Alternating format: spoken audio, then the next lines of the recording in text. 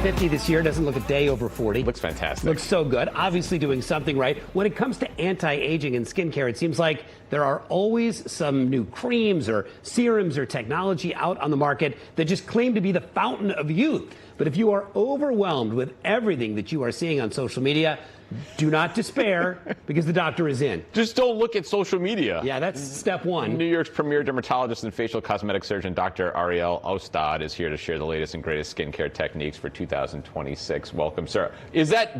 Should we, I mean, even if you're a doctor on social media, should we just be like, I'm going to my actual doctor? Is social media a dangerous place to get any information? 100%. Social media, I find, is filled with so much misinformation. So I think it's good to have a good relationship with your doctor. Go to your doctor. I remember going to my doctor and seeing he had a sign that said, your Google search is not the same as my medical degree. Right, exactly. It's like, yeah, fair. Exactly. Totally fair. Okay, Dr. Ostad, what's the latest and greatest? What's skincare going to look like in 2026? Sure. Good morning, everyone. Happy New Year to you. Happy New Year. I find the newest trend that I think you're going to hear a lot more about is regenerative medicine, using the powers of your own blood to be able to actually stimulate collagen, improve skin tone.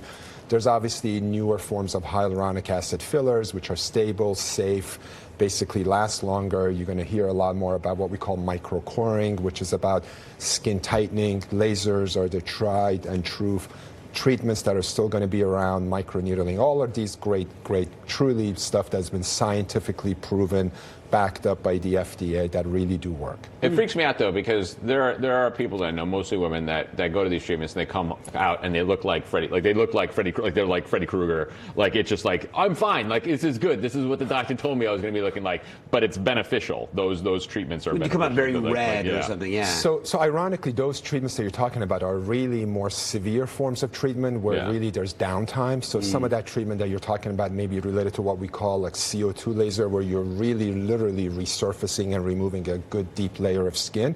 But there are a lot of non-surgical modalities where the recovery is minimal. You don't really go through that experience of looking like a vampire, kind of blood coming off your face. I'm fine. Everything's okay. What are your thoughts? Because you hear about the needles and all that stuff. What are your thoughts on light, infrared light, that kind of like light treatment? Is that beneficial? Those masks that you see all over. Yeah, I'm actually a fan of that. Really? It's a process called photomodulation, where through the process of actually light, you can stimulate your fibroblasts, which are cells that produce collagen, to actually stimulate them. So some of these at-home treatments are actually good. The key is to really look at the reviews, look at products that have high wattage, we call, like high power.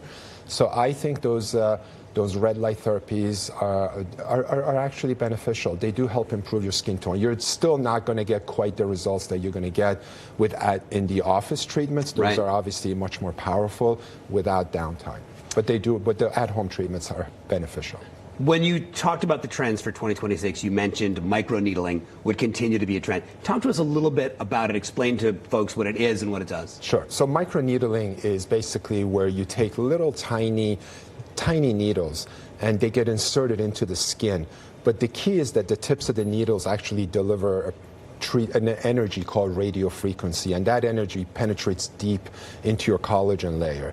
So not only the process of little tiny needles stimulate collagen, but more importantly, the energy goes deep enough that stimulates collagen. So it can improve your skin tone, acne scars. It can actually really help just create a much finer tone. You can combine that with what we call PRP, which is platelet-rich plasma. You apply that over the skin, and that basically, those channels that are created by the needles help absorb the products that you put over the skin for even further improvement. Is it hard not to analyze people's faces when you meet them at parties and be like, you could use some microneedling, like you could use a little Botox. Let me hook you up a little bit. I got to tell you, I've diagnosed skin cancer on patients because it is something that I'm so focused on. Yeah. So not only cosmetically, I can say, well, somebody can use maybe a little bit of basically Botox, a little bit of filler, but more importantly, sometimes I can't help but say this and get that checked.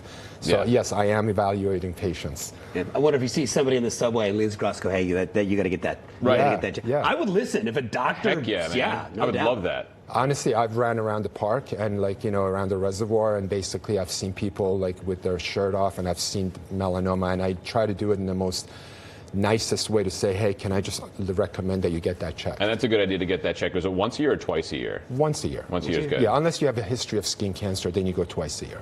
Right. Best product on the market, consumer product, best thing I can get outside of a dermatologist's office, I could order online that would be good for my skincare or anybody's skincare regime. What do you actually believe in that's out there? Sure. So I would say the most important thing to do is make your skin function at its best. And your skin functions at its best when it basically has a proper skin barrier. So believe it or not, moisturizers are critical. We don't moisturize enough.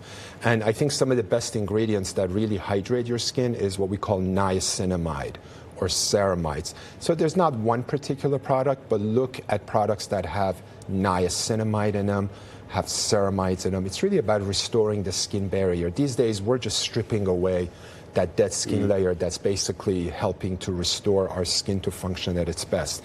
Having said that, not everyone has different skin types. Another product ingredient is retinol, or retinoic acid. That really helps stimulate collagen.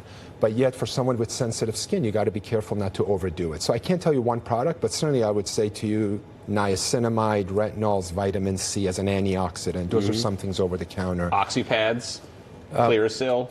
Remember those? Let's go back to the 90s. I mean, what a bad idea that was. Yeah. Raping all the... Yeah, that's exactly right. I'm doing something. Like just burning your face It burns, off. it must be good. What is it? Niacinamide. Niacinamide. Use it, Dion. Niacinamide? No, you got to get some of that. Yep. You look good, though. You look nice. Thank you very much, Doctor. Appreciate My it. pleasure. Thanks for hanging out with us. Thank you. For more information on skin, visit the doctor at drarielostad.com. All right, coming up, maybe your New Year's resolution.